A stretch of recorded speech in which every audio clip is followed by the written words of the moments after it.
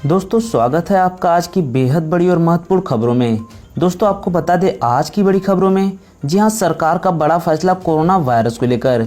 इसके अलावा आपको बता दें मोदी जी ने संपूर्ण भारत के लिए लॉकडाउन को लेकर कई अहम फैसले लिए हैं। इसके अलावा आपको बता दें जी हां, चीन अब भारत को देगा 600 अरब डॉलर रुपया। जी हां, इसके अलावा आपको बता दें वंदे भारत मिशन के तहत 2000 भारतीयों की स्वदेश वापसी हो चुकी है। जी हाँ, इसके अलावा आपको बता दें झारखंड ने गुटखा पर बहुत बड़ा फैसला लिया है। जी हाँ, जानेंगे सभी खबरें विस्तार से। तो दोस्तों आज हम आपको इस वीडियो में इन्हीं सभी महत्वपूर्ण खबरों के बारे में बताने वाले हैं। तो वीडियो को ध्यान से आखिर तक देखते रहिए ताकि आपसे कोई भी जानकारी मिस ना हो।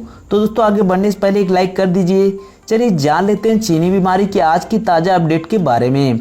आपको बता दें भारत में संक्रमित मरीजों की संख्या लगातार बढ़ती जा रही है और यह संख्या 59,662 के ऊपर पहुंच चुका है, जिसमें से 17,847 लोग ठीक होकर अपने घर जा चुके हैं और 1981 लोगों की मृत्यु हो चुकी है। इसी के साथ बढ़ते हैं इस वक्त की अगली बड़ी खबर की ओर। चीन से वसूले जाए 600 अरब डॉलर।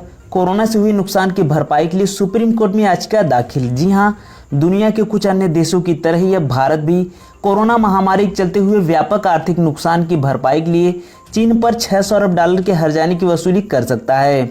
असल में इस मामले से जुड़ी एक याचिका सुप्रीम कोर्ट में दायर की गई है, जिसमें मांग की गई है कि देश की शीर्ष अदालत केंद्र सरकार को निर्देश दे कि वह चीन से इस हर्जाने की वसूली के लिए अंतर्राष्ट्रीय न्यायालय का दरवाजा खटखटाने को कहे। हालांकि इससे पहले दुनिया के कुछ अन्य देशों ने भी चीन पर इस तरह के हर्जाने का दावा ठोका है। वंदे भारत मिशन के तहत पहले 2 दिन में विदेशों में फंसे 1458 भारतीयों की हुई स्वदेश वापसी। जी हां, कोरोना वायरस महामारी का कहर पूरी दुनिया में बरकरार है। वायरस के फैलावे को रोकने के लिए दुनिया के लगभग हर देशों में लॉकडाउन लागू है। वहीं लॉकडाउन के बीच दूसरे देशों में फंसे भारतीयों को वापस लाने का सिलसिला भी तेज हो चुका है। वंदे भारत मिशन के तहत विदेश में फंसे भारतीयों को लाने का काम गुरुवार से शुरू हुआ है। वंदे भारत मिशन के तहत पहले 2 दिन में 17 बच्चों समेत 1458 भारतीय स्वदेश लौटे हैं। इस मिशन की शुरुआत 7 मई को की गई थी और पहले दिन एयर इंडिया एक्सप्रेस की 2 उड़ानों में संयुक्त अरब अमीरात से 9 शिशुओं सहित 363 लोगों की वतन वापसी हुई थी। WHO ने चेताया, हो सकता है कि कभी ना बन सके कोरोना वैक्सीन। जी हां, दुनिया भर में कोरोना का तोड़ ढूंढने के लिए 100 से ज्यादा वैक्सीन प्री क्लिनिकल ट्रायल पर है। कुछ का इंसानों पर प्रयोग शुरू किया गया है। इस बीच शीर्ष हेल्थ एक्सपर्ट ने अलर्ट किया है कि हो सकता है कि दुनिया में कोविड-19 का वैक्सीन ही न बन पाए। दरअसल ऐसी आशंका इस कारण है क्योंकि HIV और डेंगू का भी वैक्सीन कई सालों की रिसर्च के बाद भी नहीं मिल सकी है। विश्व स्वास्थ्य संगठन में कोविड-19 के विशेष दूत डॉक्टर डेविड नोबरा ने कहा, यहाँ कुछ वायरस ऐसे हैं जिनकी कोई वैक्सीन नहीं है। हम ये नहीं मानकर चल सकती कि वैक्सीन आ जाएगी। अगर ये आती भी है तो क्या सभी तरह की सुरक्षा और क्षमता के मानकों पर खरी उतरती है या नहीं। झारखंड में 11 पान मसाला कंपनियों को झटका, 1 साल का लगाया गया प्रतिबंध। जी हां, कोरोना महामारी के दौरान जहां पहले से ही कई राज्यों में गुटखा और पान मसाले की बिक्री पर रोक थी, वहीं अब झारखंड सरकार ने 11 पान मसाला कंपनियों पर शुक्रवार को पूर्ण प्रतिबंध लगा दिया है। खाद्य संरक्षण आयुक्त ने 12 महीने के लिए इन्हें बैन किया है। इन्हें स्वास्थ्य मानकों के अनुसार खतरनाक पाया गया है। जी हां, बताया जाता है कि विभिन्न जिलों से 41 पान मसाला के नमूनों की जांच की गई थी, जिसमें मैग्नीशियम कार्बोनेट की मात्रा ज्यादा पाई गई, जबकि फूड सेफ्टी एक्ट 2006 में दिए गए मानकों के मुताबिक मैग्नीशियम कार्बोनेट मिलाया जाना प्रतिबंधित है। जन स्वास्थ्य के हित को ध्यान में रखते हुए पान मसाला कंपनियों को बैन किया गया है। प्रतिबंधित कंपनियों में रजनीगंधा, विमल, शिखर पान पराग, दिलरुबा, राजनिवास, शोहरत, मुसाफिर, मधु बहार है। अयोध्या राम मंदिर निर्माण ट्रस्ट में डोनेशन देने वालों को मिलेगा इनकम टैक्स में छूट। जी हां, अयोध्या में श्री राम मंदिर निर्माण के लिए बने श्री राम जन्मभूमि तीर्थ क्षेत्र ट्रस्ट को दान देने वालों के लिए भारत सरकार ने बड़ा फैसला लिया है।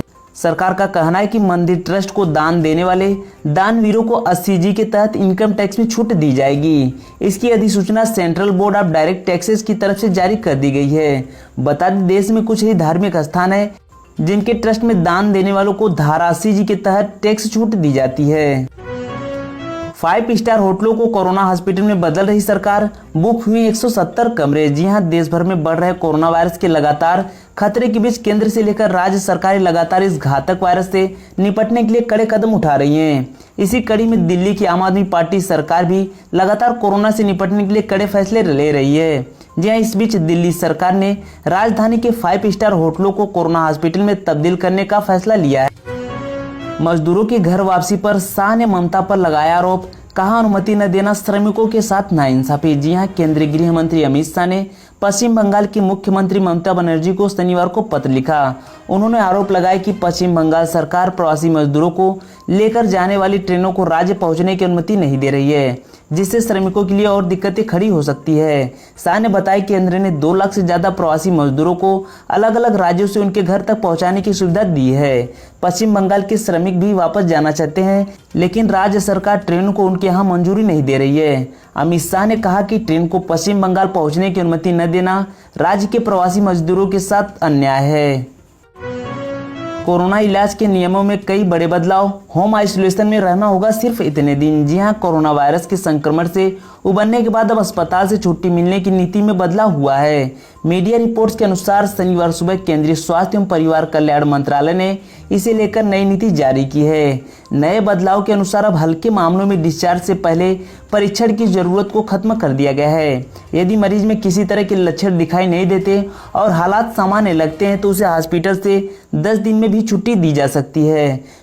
छुट्टी मिलने के बाद अब उसे 14 दिन के बजाय 7 दिन होम आइसोलेशन में रहना होगा। टेली कॉन्फ्रेंस के जरिए 14वें दिन मरीज का फॉलोअप लिया जाएगा।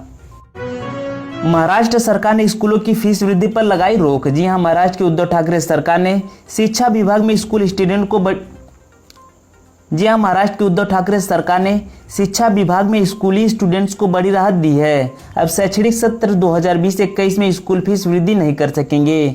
इसके साथ ही स्कूल पिछले सत्र यानी 2019-20 की बकाया वसूली एक साथ करने के लिए भी अभिभावकों पर दबाव नहीं डाल सकेंगे। वहीं स्कूलों को बकाया फीस की वसूली के लिए अभिभावकों को मासिक या त्रैमासिक का विकल्प देना होगा। बता दें कि महाराष्ट्र में कोरोना ने भारी तबाही मचाई है।